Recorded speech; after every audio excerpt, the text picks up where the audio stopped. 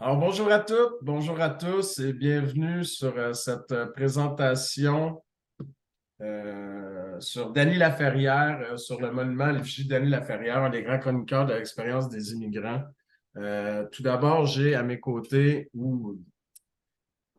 Étienne Liafrat, qui va être mon partner aujourd'hui, mon partenaire pour cette présentation. Alors, Dany Laferrière, donc, la session d'aujourd'hui va être très simple. Une petite introduction, on va parler de la critique interne, ensuite on va voir la critique externe.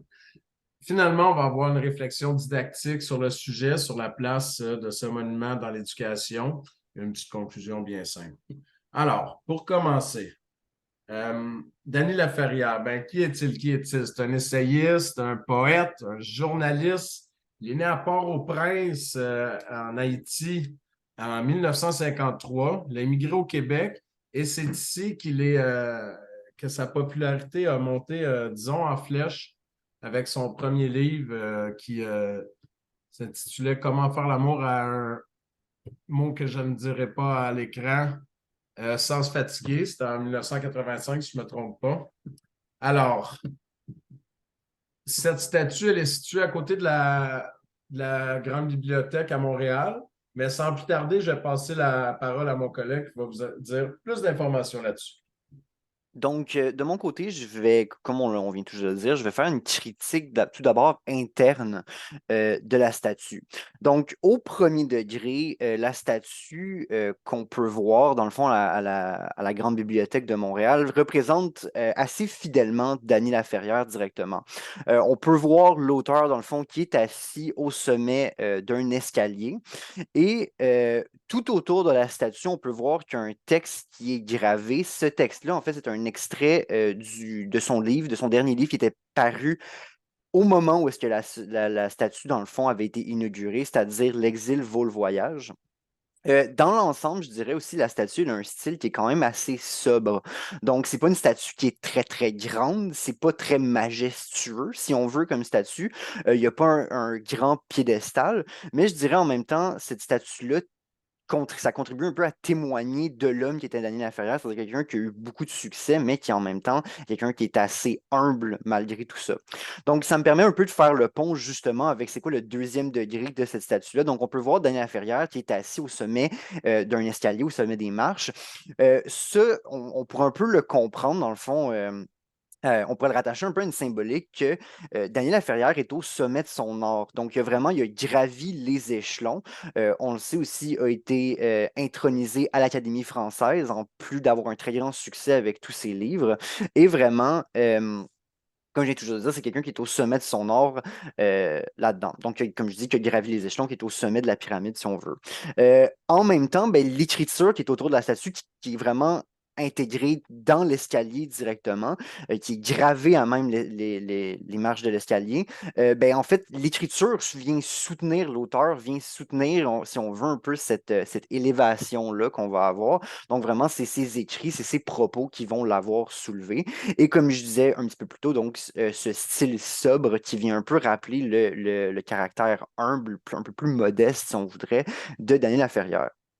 Si je peux faire une critique externe maintenant, donc la statue, à la base, elle a été faite par un sculpteur de Rimouski qui s'appelle Roger Langevin. Roger Langevin, à la base, lisait en 2019 un article, dans le fond, qui parlait du 5e anniversaire de l'intronisation à l'Académie française de Dany Laferrière. Et dans cet article-là, il y avait une photo de Dany Laferrière qui était ben, justement assis dans les marches de l'escalier.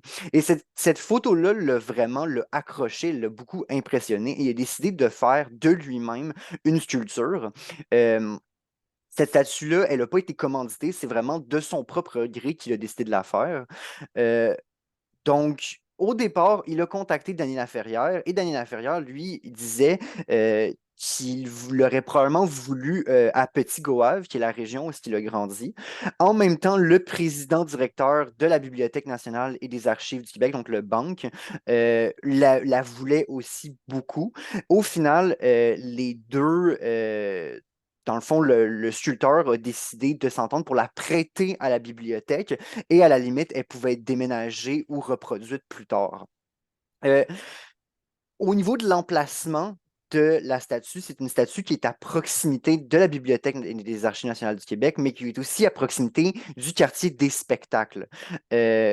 À cette époque-là, d'ailleurs, le quartier des spectacles faisait une exposition qui s'appelait Un cœur nomade, qui était une exposition qui était à l'hommage de Dany Laferrière.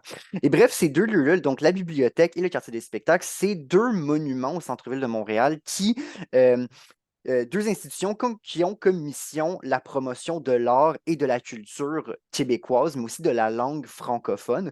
Et la statue, ben, dans le fond, la personne qui est Dany Laferrière, mais aussi sa statue, contribue justement au rayonnement de l'art et de la culture à Montréal. Et on pourrait rattacher à ça aussi un autre fait, c'est que Montréal est une ville qui est multiculturel, comme on le sait, qui a un très grand apport de différentes cultures, dont la culture haïtienne, et Dany Laferrière en est un excellent exemple. Donc, bref, un excellent exemple aussi de son apport à l'art et à la culture de Montréal, mais aussi dans la francophonie en général. Voilà, excellent, très bonne critique. Sinon, au point de vue de la réflexion didactique, ben, nous, la question qu'on s'est posée, c'est, dans le fond, c'est pas très compliqué, c'est quel est le rôle de la statue d'Annie Laferrière en tant que monument historique et comment influence-t-elle la conscience historique de la communauté qui l'entoure? Ben, écoutez, à ceci, ce qu'on répond, c'est que, ben, dans le fond, ça va. Oups, excusez-moi, je prends bonne place. Dans le fond, quel est le rôle? Premièrement, la statue, comme tous les monuments historiques, son rôle, c'est un peu une volonté de ne pas oublier le passé. Dans ce cas-ci, bien sûr, on fait référence à ses œuvres, mais aussi à la vie du personnage, puis à tout le vécu qui vient avec, son immigration au Québec et tout. Et deuxièmement, ben, comment vient-elle influencer la conscience historique de la communauté qui l'entoure? Ben, c'est sûr qu'elle sort du cadre caucasien classique québécois.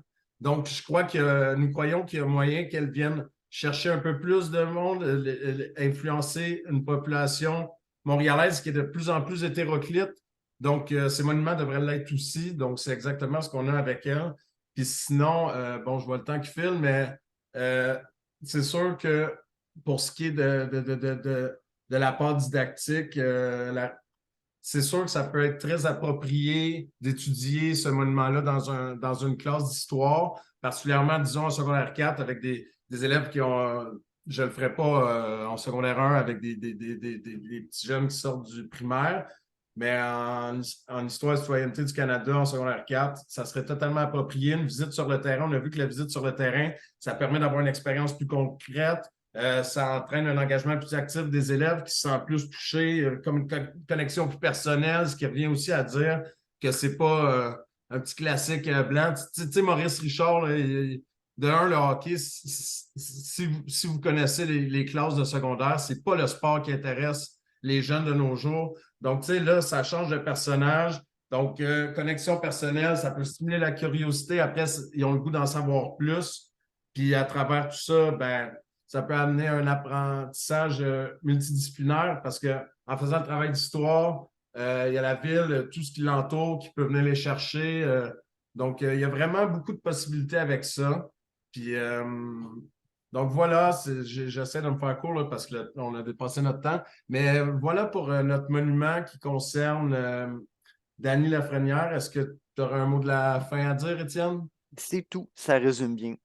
Bon, ben merci à tous de votre écoute et au plaisir de faire une autre capsule bientôt. Merci. Merci.